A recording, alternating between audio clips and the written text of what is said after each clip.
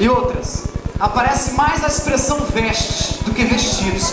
Não estou dizendo que está de tudo errado, amém? O irmão ou a irmã que teve essa inspiração está de parabéns, amém? Tem aqui realmente a minha satisfação, mas eu quase não vou usar a expressão vestidos, porque quando Salomão escreveu vestidos, essa expressão estava coligada à cultura da época. Mas eu vou usar mais a expressão vestes, porque vestes é para gregos e troianos, é para mim e para vocês, é para quem crê e para quem não crê. Porque quando se fala vestido, dá a impressão que Salomão só escreveu para elas. Não, escreveu para eles também. Então eu uso vestes, que aí generaliza que é para todo mundo, amém? Foi? Amém? Aleluia. Assim, posso fazer uma pergunta à igreja, pastor? Já fiz uma, posso fazer outra? Quem trouxe a sua certidão de nascimento, levanta aí. Isso não é carteira de identidade, nem CPF, nem título de eleitor, nem IPVA, nada disso não. Certidão de nascimento, tá com ela aí? Tá com ela aí, irmã? Levanta, por favor, a sua certidão. Não, certidão de nascimento mesmo, com nome de pai, nome da mãe, profissão do pai, profissão da mãe. Aquela certidão que a gente recebe lá quando o pai vai, na verdade, cadastrar a gente como filho, aquela coisa toda. Ninguém trouxe? Amém? Amém. Mas você sabe quem foi seu pai, sabe quem foi sua mãe, e sabe qual foi a profissão de seu pai e sua mãe, sabe? Diz amém? Amém. Porque nessa noite Jeová vai te dizer quem é a parentela de Jesus, seus pais, avós e profissão. E profissão deles. É necessário que você saiba quem são os teus, porque nessa noite eu vou te apresentar os de Jesus. Amém, irmãos? Amém. Vamos repetir o tema dessa noite. Em todo tempo sejam alvas as tuas vestes, e nunca falte óleo sobre a tua cabeça.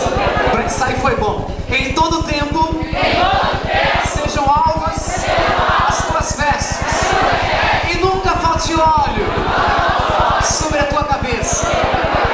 Onde eu cheguei aqui com a minha esposa, e quando eu li lá em cima, 10ª confraternização das mensageiras da paz, o Espírito Santo ministrou no meu coração o seguinte: como é bonito aquela expressão ali, mensageiras da paz. Todo mundo fitou aqui, o tema. O Espírito Santo de Deus me levou lá em cima, mensageiras da paz. Interessante que quando a gente abre o jornal Globo, tem um bocado de mensageiras ali. Zorionara, Mãe de Ná, mas são todas mensageiras das trevas. Mas nessa noite aqui tem um bocado de mensageiras da paz. E o mundo precisa de paz. E a Mãe de Ná não dá, a Sayonara também não dá, mas você que tem Jesus dá.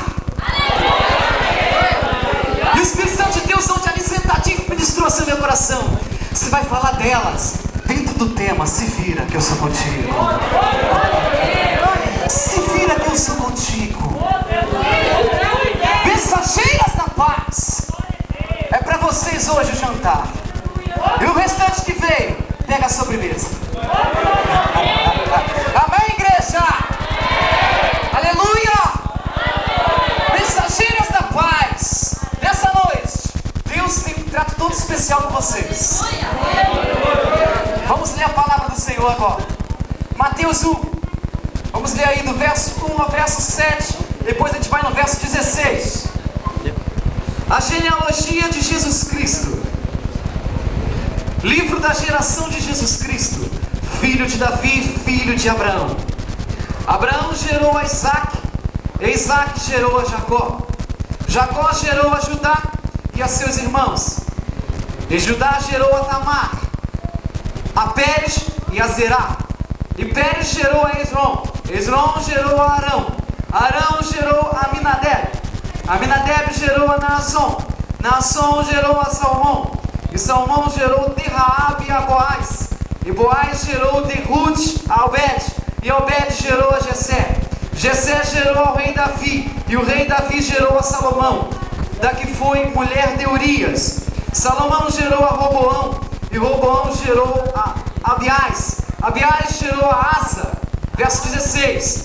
E Jacó gerou a José, marido de Maria, da qual nasceu Jesus, que se chama o Cristo. Pode sentar em nome de Jesus. cantar e pouco apta a orar. A igreja está muito apta a falar e pouco apta a orar. A igreja está muito apta a muitas coisas, mas pouco apta a orar. Daí o exemplo que poucos oraram pelo pregador dessa noite. Daí o exemplo. Mas nessa noite, não desmerecendo a oração do pastor, posso até profetizar do meu pastor, aleluia. Não desmerecendo a oração dele. Eu até nem precisava pregar, não sei nem o que eu estou fazendo aqui, porque onde eu vim aqui, saí daqui cheio da presença de Deus, irmãos. Cheio da presença de Deus. Porque eu gosto de ver quando as pessoas falam que vivem. Falam que vivem. E onde eu vi isso aqui, saí daqui regozijado. Bem, saí daqui feliz, saltitando de alegria. Porque eu gosto de ver quando o homem ou quando a mulher sobe num púlpito e fala que vive. Mas nesse momento, não desmerecendo, pela terceira vez eu digo, eu vou fazer mais uma oração para que essa igreja receba isso em bom grado e de bom tamanho, para que você assimile a partir de hoje essa incumbência de aprender a orar mais. Vou pedir a você que feche seus olhos aí no seu lugar. Eu sei que você precisa de muitas coisas nessa noite, e o irmão Bira não tem nada para te dar, mas uma coisa eu tenho e posso te dar: esse estímulo de você começar a orar, para que através do seu estímulo, Deus te honre, Deus te abençoe, Deus faça maravilhas na tua vida. Feche os seus olhos em nome de Jesus e erga uma das suas mãos para os céus e vamos orar ao Senhor. Louvado seja o teu nome nesta noite, Jesus. Deus amado e Deus querido, em minhas palavras, assim como o pastor, presidente desta congregação, humildemente já levantou a voz dele em oração em prol da minha pessoa, em prol da responsabilidade que me foi imputada nessa noite, ainda nesse mesmo propósito de oração, que é a oração que alavanca as coisas da parte de Deus, é a oração que mobiliza os anjos do Senhor para trazer vitória, para tirar a AIDS do meio do povo, para tirar a lepra do meio do povo, para tirar a incredulidade do meio do povo. É a oração que faz e move todas as coisas. Por isso, nesse momento, nós queremos te pedir, ó Deus, que em nome de Jesus, Deus, assim como tu foste fiel no passado, tu podes ser fiel hoje. Sabemos nós que hoje é o último dia dessa confraternização, mas não é o último dia nosso aqui nessa terra. E sabemos nós que muitas provas nos virão, que muitas belezas nos virão, mas o Senhor é fiel e muito fiel até a nossa morte. Deus, nessa noite, descubra com o teu Espírito e que essa igreja seja visitada com uma grande chuva de poder. Cada um que chegou aqui receba em porção dobrada do teu Espírito. Aleluia, Jesus. Tudo e muito mais, porque é a tua nação eleita, é a tua amada igreja que te clama, que te pede. Jesus, assim como diz a letra desse hino, tu és fiel, e eu sei bem disso, que tu és muito fiel. Deus, toca nas minúcias, toca nas entranhas, toca nas brechas, toca em tudo que for, por menor que for, mas toca nessa noite. Eu quero ser o primeiro da fila. Deus, eu preciso de ti. Porção dobrada do teu Espírito é pouco, tem que vir triplicada, quadriplicada e quantas vezes mais, porque é a tua palavra que vai entrar nesse lugar, é a genealogia do teu filho que vai ser ministrada, e a genealogia é coisa séria. A tua palavra é concreta, é poderosa e é fiel. Aleluia, cheia de forças.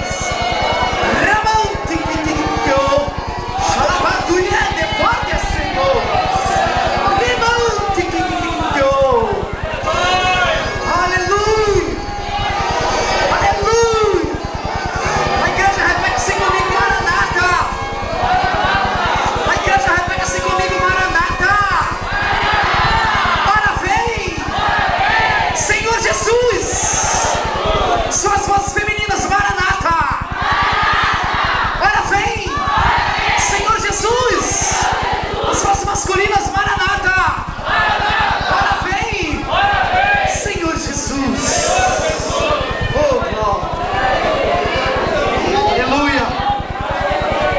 assim que fulano gerou a ciclano, e ciclano gerou a Beltrano, e foi descendo. Irmãos, há um mistério muito grande na genealogia de Jesus, que está imputado aí nesse texto. Eclesiastes 9:8. Eu quero vos dizer nessa noite, irmãos, que você não chegou aqui por um mero acaso. Não chegou não. Se tu acha que chegou, pode tirar da cabeça essa mentira. Isso aí é o diabo que está acertando a tua cabeça. Tu chegou aqui porque tu é pedra viva de Deus. Deus tem um negócio muito especial contigo. Antes de eu passar aqui no livro de Mateus, eu quero apresentar uma biografia rápida do autor do livro de Eclesiastes, porque talvez você não saiba por que o autor escreveu e para quê, qual foi a finalidade dele ter escrito o livro de Eclesiastes. Já não estou nem falando do versículo, estou falando do livro inteiro de Eclesiastes. Segundo a tradição judaica, segundo os costumes judaicos, Salomão escreveu 3 grandes livros que para mim são 3 livros fenomenais dentro da palavra de Deus. Diz os estudos que Salomão, quando ele escreveu o livro de Cantares, ele ainda era muito jovem e muito formoso. Me faz lembrar vocês, eles são muito jovens e muito formosos. Aqui o mais velho é o capeta e está amarrado em nome de Jesus. Mas Salomão era bem jovem, bem virtuoso, quando escreveu o livro de Cantares. Mas os mesmos estudos judaicos dizem que quando Salomão escreveu Provérbios, ele já não era tão jovem e tão virtuoso. Ele agora já estava na idade média, ou seja, já era uma pessoa que já não era tão adolescente, mas ainda não era um pré-histórico. Ele era uma pessoa madura. E o mesmo estudo ainda afirma que quando ele agora escreve o livro de Eclesiastes, ele já está no declive da sua vida natural. Salomão já estava nas entrelinhas de sua vida. O interessante é que ele, antes de morrer, Deus ainda concedeu a ele escrever essa maravilha que é o livro de Eclesiastes. Antes que você me pergunte, mas irmão, onde é que está essa maravilha que eu não vi? Vou te dizer agora. Porque o livro de Eclesiastes traz toda a experiência de vida de um homem. Entenderam, irmãos? Eu posso ter muita experiência hoje, mas daqui a 10 anos, se Jesus não voltar e eu continuar firme e creio que vou estar firme, eu terei muito mais experiência do que hoje. E Salomão, irmãos, agora no final da sua vida, no final da sua, vamos dizer assim, da sua intimidade com Deus, ele escreve o livro de Eclesiastes e tem como escopo principal, e tem como meta principal, e tem como assim o alvo principal, o que? Ele vem mostrar que o livro de Eclesiastes, ele dá foco principal às inutilidades e às banalidades que os prazeres e as riquezas trazem para a nossa vida espiritual. Entenderam, irmãos? Ele prova por A mais B que as inutilidades e as banalidades de uma vida não regrada por Deus traz desânimos, traz desilusões e vazios. Porque foi assim que Salomão terminou a sua vida. Amém, irmãos? Então, dentre um livro como esse, foi tirado um versículo apenas. Em todo o tempo sejam alvas as tuas vestes, e nunca falte óleo sobre a tua cabeça. Por um versículo só, você já tira exatamente o que Salomão queria dizer. Interessante, irmãos, que nessa noite, aqui no livro de Mateus, nós vamos entender exatamente o que Salomão estava dizendo aqui na frente. Diz assim: o livro da geração de Jesus Cristo, filho de Davi, filho de Abraão. Abraão gera Isaac, Isaac gera Jacó, e vai por aí. Interessante, irmãos, que o povo judeu, se tinha uma coisa que eles preservavam, e muito bem preservavam, eram as suas genealogias. Porque a genealogia, o que é uma genealogia? São as origens. A genealogia é a linhagem. Alguns teólogos até afirmam que genealogia é a pesquisa do estudo de uma determinada família. Então o povo judeu talvez não tivesse uma identidade colorida como tem hoje, com CPF embaixo, etc. Então eles tinham que preservar o quê? O que eles tinham de mais concreto e mais oficial, que eram as suas genealogias. E é interessante que a genealogia para o povo judeu era exatamente um documento oficial que outorgava às famílias a possuir heranças e coisas do gênero.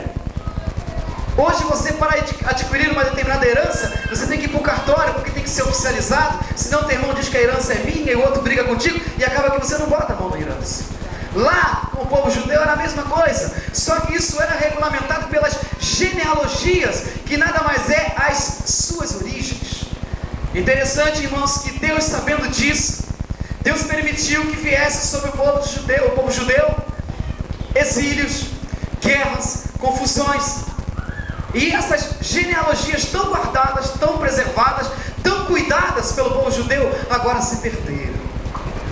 Se perderam porque elas eram escritas em tábuas, e em meio às confusões, em meio às brigas, em meio às pelejas, tudo se perdeu.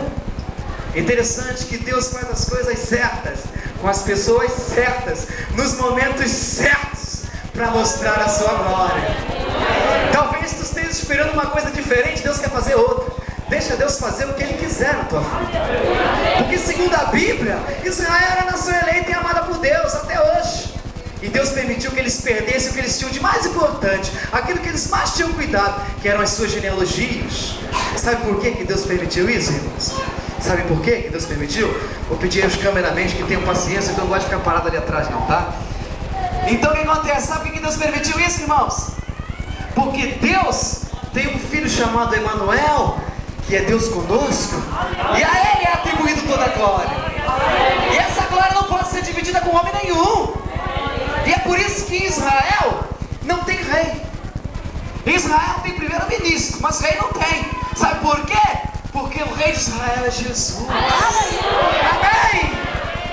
É por isso que nessa igreja aqui tem um rei, porque Jesus está conosco. Amém? Amém, igreja? E é por isso que Israel até hoje não tem rei. Porque canonicamente falando, teologicamente falando, filosoficamente falando, sociologicamente falando, só tem um que tem genealogia completa, que é Jesus.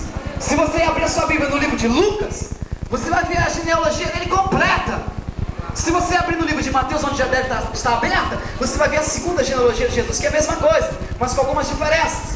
E qual é a diferença básica da genealogia de Lucas para Mateus? É que em Lucas era médico, era um médico amado por Jesus.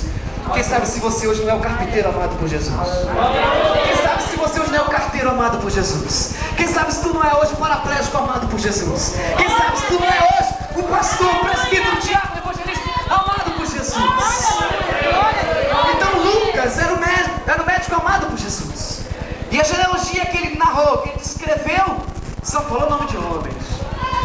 Sabe por quê? Porque ele escreveu as nações, aos judeus e aos gentios. E com isso ele comprovou, ele consumou, literalmente, que Jesus é o herdeiro da terra de Abraão.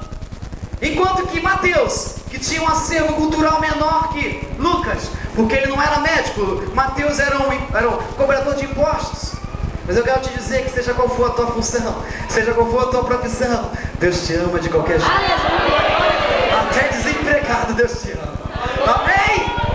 Até desempregado Deus te ama. Amém, irmãos? Então agora Mateus, o cobrador de impostos, também usado por Deus, narra e confirma a genealogia de Jesus, as origens de Jesus, as entranhas de Jesus, os passados de Jesus, através de homens e de mensageiras da paz. Interessante, irmãos, que elas não se tornaram mensageiras da paz rápido, não. Aí na genealogia de Jesus que nós acabamos de ler, aparecem 4 mulheres. Só tem 4, pode procurar aqui, daí tu não vai encontrar. Aparecem 4. Mas essas 4 aí é a nossa janta de hoje. Diga aleluia. É a nossa janta de hoje. A primeira mulher que aparece aí na genealogia de Jesus, que lá na genealogia de Lucas não aparece, é Tamar. Aparece, se não me falha a memória, no versículo 3, que diz assim: e Judá gerou a Tamar. Tamar foi a mulher que despiu-se dos seus vestidos de viuvez, cobriu-se com véu, ela se disfarçou de prostituta, ficou à beira do caminho onde à beira do caminho de Timar, e onde seu sogro Judá, ao passar, a teve como prostituta. Interessante que ele até prestou alguns favores a ela, porque ela se disfarçou muito bem. E de um bom disfarce, até o capeta gosta. Eu estou querendo dizer o seguinte para vocês, irmãos. Se você gosta de ser o que você não é, para hoje. Já, em nome de Jesus.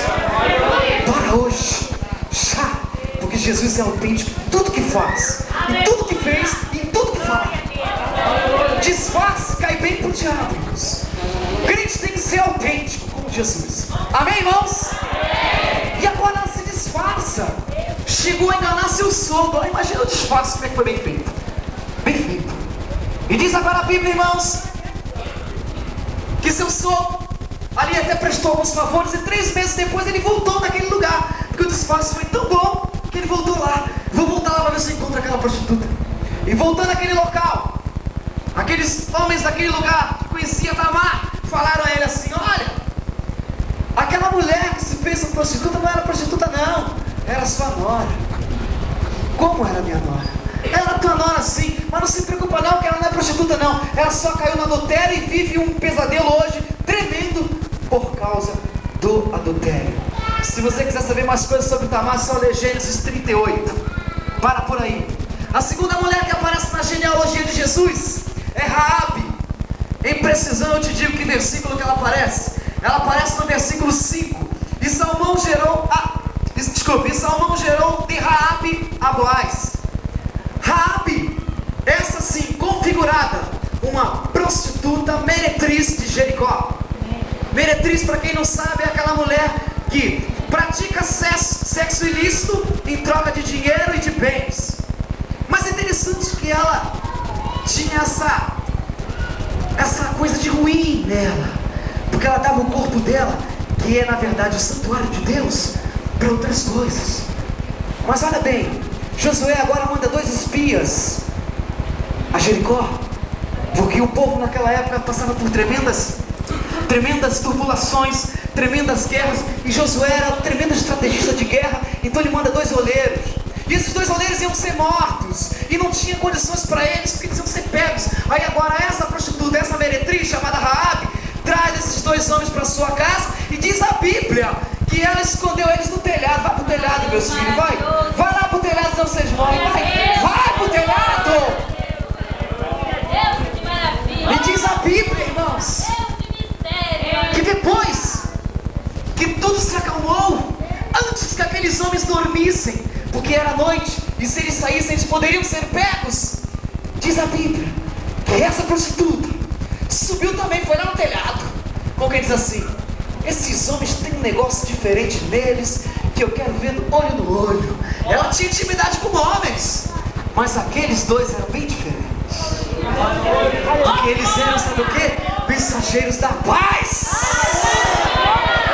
E diz a Bíblia que agora Raabe vai falar com aqueles 2 homens, e olhando aqueles 2 homens, os homens em oração, porque o crente antes de dormir tem que orar, para ser um sono suave. Diz a Bíblia que agora Raabe chega para eles e fala assim: olha, pensei que o Deus das vossas vidas é o Deus de toda a terra, por isso eu vos escondi aqui no meu telhado. Mas eu também sei que a partir de hoje o vosso Deus será o meu Deus.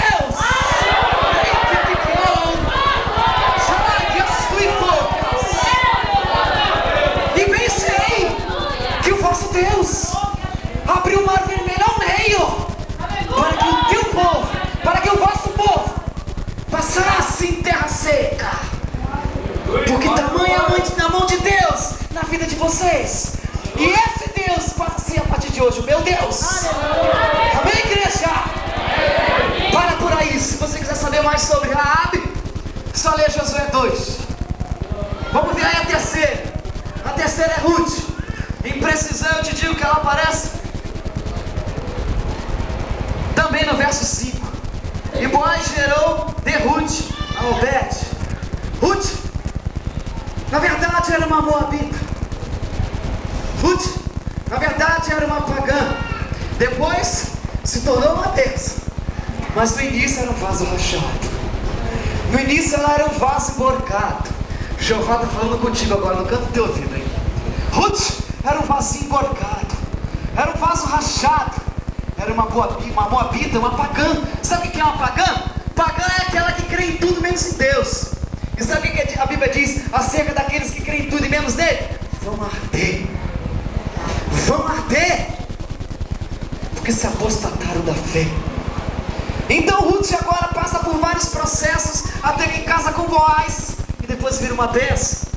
Vamos parar por aí também. Basta você saber disso, que Tamar não foi prostituta, mas se fez, enfim, não cometeu o pecado de prostituição, mas cometeu o pecado da mentira, de disfarce, e também se tornou uma adúltera, porque ficou pesada em adultério.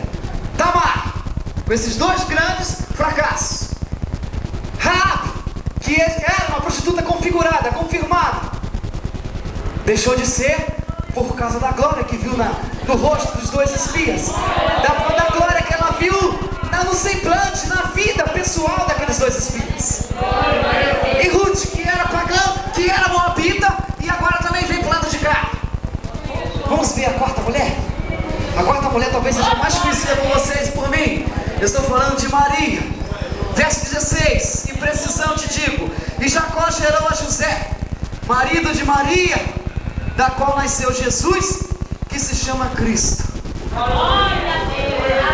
Irmãos, Maria, dentre as quatro, teologicamente, filosoficamente, sociologicamente e mais alguma coisa mente por aí, é comprovado que é a menos problemática. Interessante. Oi, como é que pode isso? É a menos problemática? É, porque segundo a Bíblia, Maria tinha todos os trejeitos para ser mãe de Jesus. Maria tinha todo o contexto para ser a mamãe de Jesus. Mas interessante que Deus é Senhor nas minúcias. Sabe por quê? Por que as três antes tinham problema e Maria não haveria de ter? Teve problema também, senão ela ia rir das outras. É por isso que todo mundo aqui tem problema, porque senão ri do outro. Labaço, porca, chiquitiquion. É por isso. Labão, tiquitiquion. Por isso que todo mundo aqui tem problema, porque senão nós somos fracos o suficiente para um rir do outro. E sabe aonde que foi o problema de Maria? No estado civil dela. A tua Bíblia diz que ela estava casada com comunhão de bens ou com separação de bens quando ela foi mãe? Foi? Te diz isso? Foi no estado civil dela que ela pagou um preço altíssimo por essa grande glória, por essa grande e maravilhosa, triunfante vitória que foi o nascimento de Jesus. Ela era literalmente falando solteira, e pela lei judaica, solteira que tinha filho era bem promíscua. Ela ganhou essa fama, ou essa má fama, como queira, sabe por que foi mãe de Jesus? Interessante, não era prostituta, não era mentirosa, não era pagã, não era moabita, não era outras coisas, mas pagou um preço de carne tremendo, porque gerou o Rei dos Reis. Está entendendo, irmãos? Estão entendendo? Diga aleluia. A frase que eu mais gosto agora é: o poder, o sangue de Jesus. Há poder, o sangue de Jesus. Experimenta falar essa frase dentro do seu espírito para ver o que vai acontecer. Aleluia. Então agora as quatro mulheres com problemas, as gerações que iam ter passado Jesus, todas misturadas, as gerações que iam ter passado Jesus com problemas seríssimos. E depois de toda essa misturada, toda essa problemática, toda essa confusão, tudo isso que aconteceu, nasce o Senhor da glória.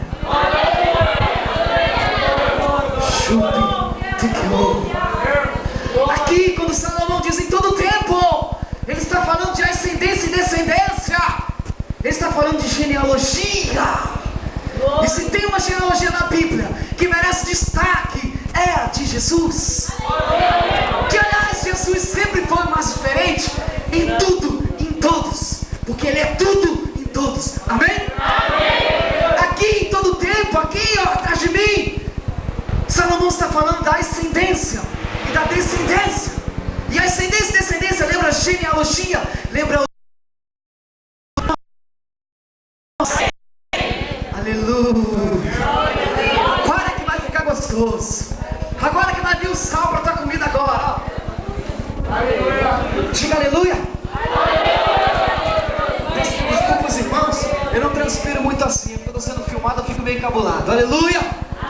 Então te soa bastante. Encabulado. Interessante, irmãos, que dentre essa genealogia, a gente tira algumas coisas que servem para todos nós. A primeira coisa que eu observo é o seguinte: que a genealogia de Jesus não foi composta, não foi efetivada, não foi configurada, não foi confirmada, não foi planejada com grandes mulheres. E também não foi feita com mulheres que não tinham problemas. Os antepassados de Jesus, ou seja, as antepassadas de Jesus, foram mulheres pequenas e cheias de problemas. Tinha alguma embaixatriz na família de Jesus? Tinha. Tinha alguma atriz? Não tinha. Tinha alguma presidente da república? Não tinha. Mas tinha mulheres bem problemáticas. Sabe por que tinha mulheres problemáticas? Porque Jesus veio para mudar as coisas. Jesus veio para mudar as coisas. Jesus veio para tirar os problemas. Jesus veio para dar solução naquilo que está impossível. Amém, irmãos? E quanto mais problema tu tem, mais Deus te ama. Mais Jesus quer aliança contigo. A segunda coisa que eu concluo, irmãos, sabe por que essas mulheres tinham problemas? Porque tinha que ter. Porque senão a Bíblia cai em contradição. E aí os especuladores que andam rodeando a igreja e até dentro das igrejas, ia dizer que a Bíblia é só humana e Deus não participou de nada. Porque se tu abrir a tua Bíblia no livro de Romanos 3,10, está escrito lá assim, ó: não há um justo sequer. Então é por isso que essas mulheres não poderiam ser justas, porque se uma delas fosse, a Bíblia cairia em contradição. Amém, irmãos? Diz assim: Jesus, eu quero ser nessa noite justificado pela tua presença. Lembra-te de mim. Oh glória. Não há um justo sequer. Por isso que elas não eram tão maravilhosas e sem problemas. A terceira coisa que eu concluo é que Jesus nunca teve vergonha de mostrar sua certidão de nascimento. Eu tenho certeza que se tu tivesse com a tua certidão de nascimento aí, tu ia mostrar. Sabe por que tu ia mostrar? Porque não tem uma prostituta lá de cara assim, ó. Não tem uma mentirosa, uma trambiqueira, uma 71, uma envenenada lá de cara assim, não. De repente é do lar, é merendeira, é agricultora, é astronauta, mas prostituta tu não ia mostrar. Sabe por quê? Porque falta na igreja uma coisa chamada humildade. Falta na igreja uma coisa chamada, ó, liberação de perdão. Aleluia. Jesus sempre mostrou a sua genealogia. Sabe por quê? Porque ele não tinha vergonha das suas antepassadas. Como eu falei, veio para mudar. Ele veio para aqueles que precisavam. Amém, irmãos? Amém, irmãos? Aquelas que passaram, ele não pode fazer mais nada. Embora tivesse até poder, mas não podia fazer mais nada, porque tudo já estava consumado. Mas a contar do dia que ele nasceu até hoje, ele ainda tem muita coisa para fazer por nós. Aleluia! E se tem uma coisa que nessa noite Jeová precisa fazer supersonicamente aqui nesse lugar, é jogar humildade no coração da igreja. Aleluia! Porque eu conheço irmão que não trata bem o seu pai porque ele não fala direito. Eu conheço irmão que não chega perto da sua mãe porque manca de uma perna. Sabe qual é o nome disso, irmãos? É vaidade. Salomão, ele cansou de expressar vaidade de vaidade. Tudo é vaidade. Eu conheço um crente assim, que faz despeita de patrão, faz despeita de pai, de mãe. Ia mostrar a certidão de nascimento? Minha mãe é o que? Prostituta? Ia mostrar? Não ia não. Mas o Senhor é aquele que se mostra, se revela a qualquer um. A quem crê e a quem não crê. Toda vez que tu abrir a tua Bíblia no livro de Mateus ou no livro de Lucas, Deus vai te mostrar a certidão de nascimento dele. Tem um bocado de coisa errada na certidão dele, mas ele mostra, sabe de quê? Porque ele não está preocupado com o passado, ele está preocupado com o presente e com o futuro. Amém? Amém? E quando você também começa a se preocupar com o presente e com o futuro, isso significa dizer que está preocupado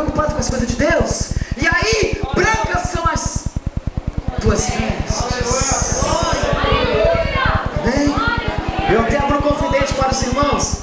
Esse paletó aqui é o paletó mais claro que eu tenho em casa. Mas se eu tivesse um transparente, eu botava. Eu botava branquinho diante de Jesus. Amém, irmãos? Amém, irmãos? Sejam alvas as tuas vestes. Mas para ser alvo, tu tem que ser um bocado humilde. Tem que descer um bocado. A igreja tem que ficar toda de joelho. Descer bastante. Porque no corpo da gente tem muita coisa que Deus não se agrada. Quem disser para mim assim, eu sou liberto, é nada mentiroso. É nada mentiroso. Tu precisa ser liberto. É nada mentiroso. Aleluia. É nada. Ser liberto é você ver teu pai com a perna torta, mas dizer: papai, eu te amo em nome de Jesus. Ser liberto é você olhar a tua mãe que não fala direito e dizer assim: mamãe, vamos pra glória junto, porque eu te amo.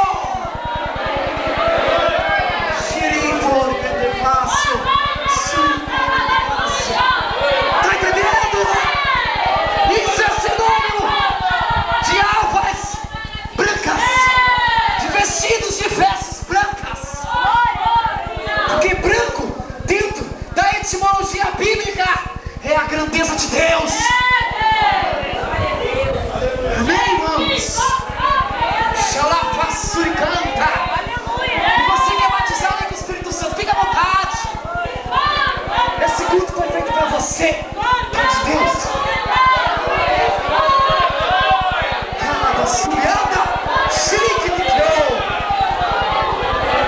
Tá entendendo, igreja?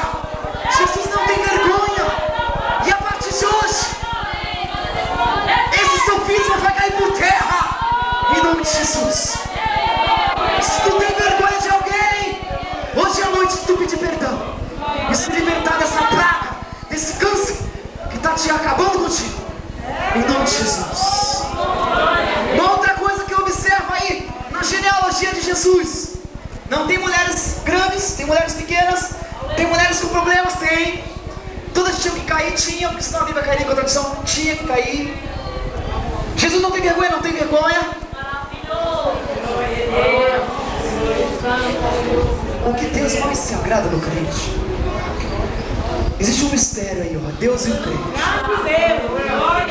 O que Deus mais se agrada no crente é quando o crente ele tem autopercepção para entender que a mão de Deus, atenta agora no detalhe, olha, que a mão de Deus vai inclusive nas mínimas coisas. Você quer ver uma coisa? É muito fácil eu dar glória a Deus, porque eu ando com carro zero, que nem eu testemunhei aqui. Fácil. É fácil, irmão. O carro não faz nem barulho. Ando 50 km, nem gasta combustível. É uma benção dar glória a Deus. Mas, irmãos, eu quero vos dizer uma coisa. Olha, sempre fui em consagração em Austin, Xerém, Santíssimo, e só lugar longe sempre tem glória a Deus. A pé. A pé. Em Austin tem um culto que você fica o culto tudo de joelho. São 3 horas de joelho. Saia já tá todo torto, mas abençoado em nome de Jesus. Sabe por quê? Não tinha carro não, mas tinha autopercepção para entender que a mão de Deus toca nas mínimas coisas. Eu não tinha, mas Deus estava reservando para que eu pudesse ter. Entendeu, igreja? Entendeu, igreja? Vocês querem ver uma coisa? Vocês querem ver até onde vai a autopercepção de um crente? Eu vou dizer para vocês. Maria agora resolve bater um papinho com Isabel. Da toda a genealogia de Jesus, não sai ainda não, hein, irmãos? E a Bíblia diz que todas as duas estavam grávidas.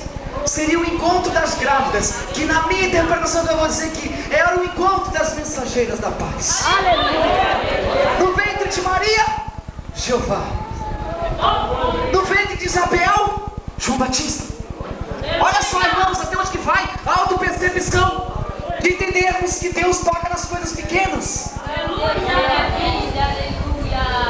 Diz a Bíblia que agora Maria corre para saudar Isabel. Isabel, a paz do Senhor. E diz a Bíblia que quando Isabel escutou a saudação de Maria, foi o suficiente para que o feto que estava dentro de Isabel pulasse, chutasse a barriga dela, ao ponto dela entender que Maria tinha especial, ao ponto de Isabel virar para Maria e dizer assim: Maria, bendita sejas tu entre as mulheres, porque bendito é o fruto do vosso ventre. Bendito é o fruto do vosso ventre. Amém. E o mais gostoso é agora, quer ver? Agora João Batista chutou. Eu tenho certeza, não tenho dúvida, eu tenho certeza que João Batista deve ter dado um grito do Espírito assim, ó: gol do reino de Deus. Amém, igreja? Isabel tinha autopercepção aguçadíssima, a ponto de entender que aquela grávida que está na frente dela, dentro dele, estava a solução para os meus e para os teus problemas. Diga aleluia. Diga graças a Deus. Aleluia. Essa noite, se tu ainda não subiu no ministério, é porque tu não aprendeu a dar glória a Deus pelas poucas coisas que Deus tem feito. Atenção, levitas. Atenção, levitas. Chegou aqui agora a mensagem, vou dividir. Ó, levitas, Jeová manda dizer o seguinte: se tu ainda não gravou, se tu ainda está na mesmice, se tu ainda não consegue ser mais do que tu faz no instrumento, é porque tu ainda não aprendeu a dar glória a Deus naquilo que tu faz, no pouquinho. Dá glória a Deus um pouquinho, que Deus vai fazer você tocar 3, 4 instrumentos, gravar, viajar e fazer a obra de Deus. Tenha autopercepção para entender até onde vai a mão de Deus, nas mínimas coisas.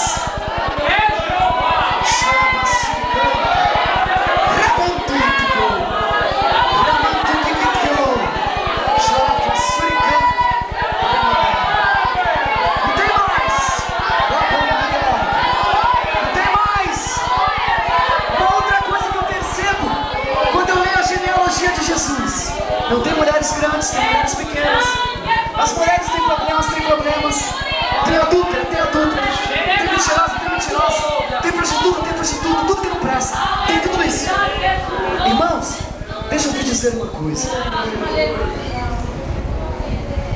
O povo de Israel sempre foi muito machista. Eles sempre colocaram a mulher assim, ó, à esquerda. Mulher lá para Israel, está aqui os seminaristas aqui atrás de mim. Se algum dos irmãos tiver dúvida, pode perguntar aos irmãos aqui. Mulher só servia para procriar. Isso é finir. Aí Jesus veio para mudar isso tudo. Jesus veio para mudar isso tudo. Quer ver um outro segredo na vida do crente? Eu tenho certeza e convicção do que eu vou falar agora, que Jeová garante o resto. Um bom pastor só será um bom pastor se tiver uma boa esposa espiritual ao seu lado. Diga amém, igreja. Um grande missionário, um fogo puro, ele só é fogo puro se tiver uma fogo puro do lado desse. Está enganado. Amém, igreja. O presidente da república só é um bom presidente se tiver uma esposa do lado. Sabe por quê, irmãos? Porque agora Adão estava só lá no paraíso. O que Deus teve que fazer? Criou o que? Uma adjuntora, uma companheirinha, aquele ombro amigo que chega pro crente fogo puro, de vez em quando fala assim: seu carnudo, dobra o joelho e ora, porque tu nem a Bíblia leu hoje. E os crentes precisam disso. Amém, igreja? Amém. Então não adianta. A mulher sempre foi muito discriminada. A raiz de Israel era toda patriarcal e agora Jesus veio para mudar isso. Inclusive, eu escuto as maiores atrocidades nesses últimos tempos. Tem até pena das sogras. As sogras então, pastor, Jesus. Sabe o que eu escutei há pouco tempo, irmãos? Que eu, como gerente comercial de uma empresa, eu trabalho bem externo. Então eu entro em lanchonete, eu entro em churrascaria, etc. E eu entrei numa lanchonete lá na Ilha do Governador, e eu escutei exatamente isso que eu vou passar para vocês. Olha só, o cúmulo da mentira. o cúmulo de um sofisma penetrado por Satanás. Um falando com o outro assim: sogra é igual cerveja, só serve gelada e em cima da mesa. Irmãos, a minha sogra é minha segunda mãe. Minha sogra é minha segunda mãe. Ame a sua sogra como se fosse sua mãe. Bem, e ame sua mãe como se fosse sua sogra. Eu já escutei da boca de seminarista, que comigo não tem seminarista, não tem pastor, não tem presbiteriano, nada, tem que falar, fala logo. Eu já escutei da boca de um seminarista, não vou os irmãos aqui atrás não. Os irmãos aqui atrás não, eu escutei da boca de um seminarista. Só a graça.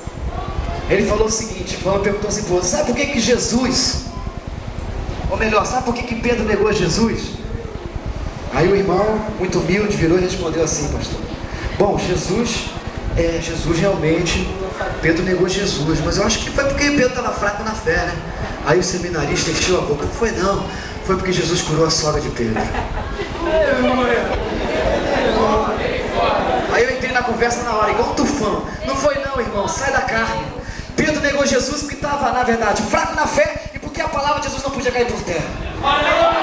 Amém, irmãos? Sogra não é castigo, sogra não é maldição, sogra é bênção. Amém, irmãos? Tem alguém aqui hoje que precisa fazer um concerto com a sogra, hein?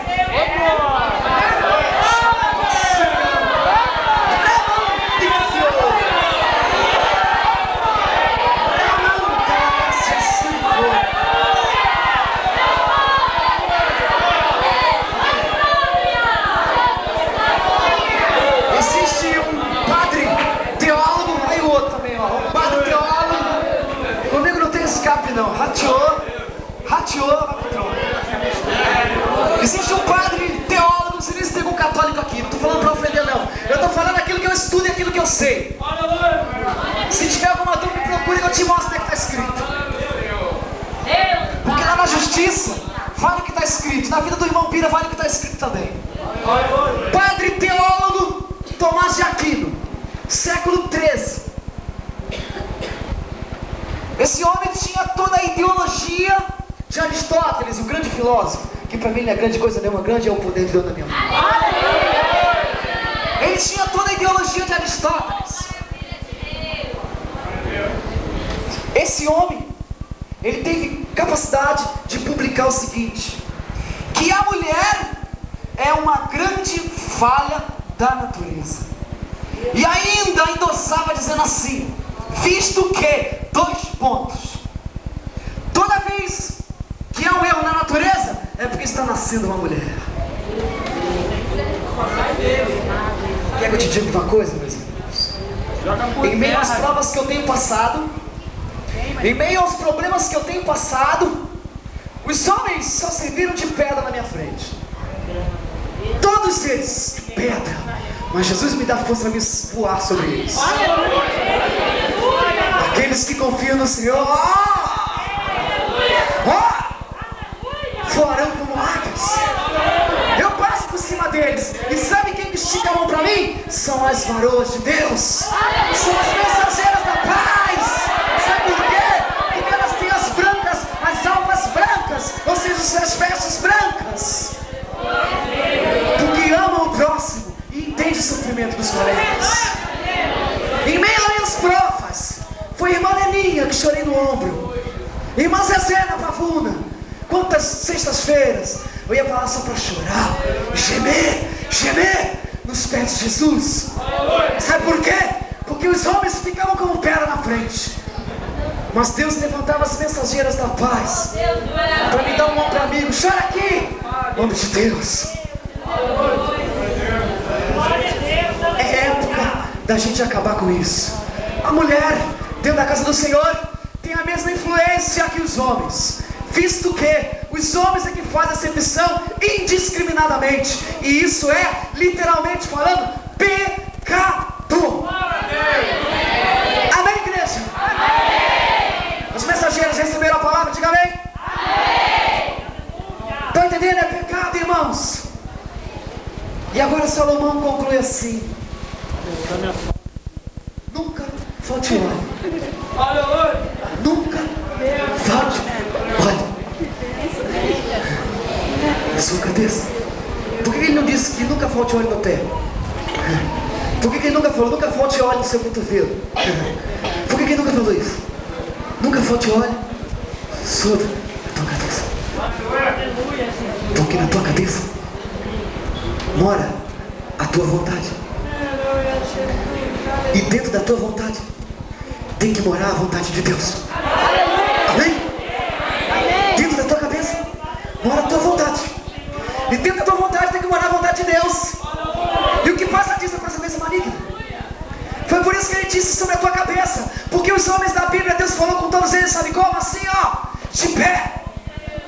Deus não falou com nenhum deles assim, cabisbaixo, de cabeça para baixo, deitado. Não! Deus falou com todos eles de pé. Cabeça erguida. Olhar de tigre. Nunca falte óleo sobre a tua cabeça. Nunca falte óleo sobre a tua fonte. De onde Deus quer falar. Amém, irmãos? E eu te digo, quando você começa a ser humilde, quando você começa a entender que Jesus é contigo, quando você começa a fazer a vontade de Deus, quando você começa a entender as pessoas, quando você começa a lançar na obra, jamais vai te faltar óleo sobre a tua cabeça. Jamais vai te faltar óleo sobre a cabeça. Eu conheço um advogado cascudo na obra de Deus. Cascudo assim, igual a mim. Antiguíssimo na obra. E ele teve uma experiência muito gloriosa com Deus. Porque ele já achava que sabia tudo. Ele já achava que tinha visto tudo. Ele já achava que tinha participado de tudo. Até que um dia, uma irmã na igreja, uma irmã, virou para ele e falou assim: irmão, o irmão tem jejuado? Aí ele falou assim: irmã, quanto tempo eu não jejuo? Então, irmão, faz um jejum domingo, para ajudar aqui o ciclo de oração, ajudar o ministério, aquela coisa. E aquele irmão recebeu aquela palavra de bom grado e foi jejuar domingo. E aí ele jejuou domingo. E quando estava no finalzinho do jejum, ele resolveu pegar a Bíblia, porque uma coisa puxa a outra. Assim como um abismo puxa abismo, unção puxa unção, graça puxa graça, virtude puxa virtude, poder puxa poder. Uma coisa puxa a outra. E ele em jejum, sacrificando a carne dele, quando ele pegou na Bíblia que ele foi começar a ler, aí aquela voz meiga, aquela voz suave, falou assim ao coração dele: Caio, a partir de hoje, coloque a mão sobre os enfermos e expulse os demônios. Ele escutou aquela voz, acho que é da minha carne, continuou a ler. Aí a voz meiga e suave voltou e falou para ele assim: Caio, eu sou contigo. A partir de hoje, eu te quero orando pelos enfermos, expulsando os demônios, Caio, porque eu tenho uma obra na tua vida. E o seu Caio, hoje, nem exerce mais a função de advocacia. Virou um missionário e está lá na Itália. Para quê? Para a glória, para a honra do nome de Jesus. E nunca mais voltou olhos sobre a cabeça dele. Sabe por quê? Descobriu que a maior manancial que há nessa terra para se ter azeite sobre a cabeça é fazer a vontade de Deus. Vamos ficar de pé em nome de Jesus. Já vou passar a palavra para o pastor. Estou felicíssimo porque eu conheci vocês. Que Deus abençoe vocês. Eu gostaria, também não vou fazer apelo não. Tem crente aí viciado, sabe, pastor? Tem crente viciado. Tem crente viciado. Fica esperando o final do culto, vou lá receber minha bênção. A tua bênção começa a ter na tua casa, quero te dizer. Vai subir os montes, vai subir as campinas, vai buscar Deus, vai consagrar a tua vida. Faz que nem o Caio, dá ouvido para Deus. E tu vai ver o que Deus vai falar contigo. E nessa noite nós vamos encerrar essa parte aqui cantando Jesus Cristo é o motivo da minha canção. Eu vou até pedir os irmãos ou as irmãs que sabem o hino melhor do que eu, que vem aqui me auxiliar. Não sei se a irmã aqui na frente conhece, o irmão aqui eu sei que sabe. Não sei nem se tem a transparência, já está lá, aleluia. E eu quero vos dizer uma coisa, para fechar. Eu falei de Jesus, falei da genealogia dele, falei de Salomão, falei de Lucas, falei do Caio, falei de tudo. Mas eu quero vos dizer uma coisa, que a minha vida, irmãos, olha, era da cor da capa da minha Bíblia. Qual é a cor da capa da minha Bíblia? Só eu que escutei. Qual era a cor da capa da minha Bíblia? Mas hoje a minha vida é branca como a branca leve.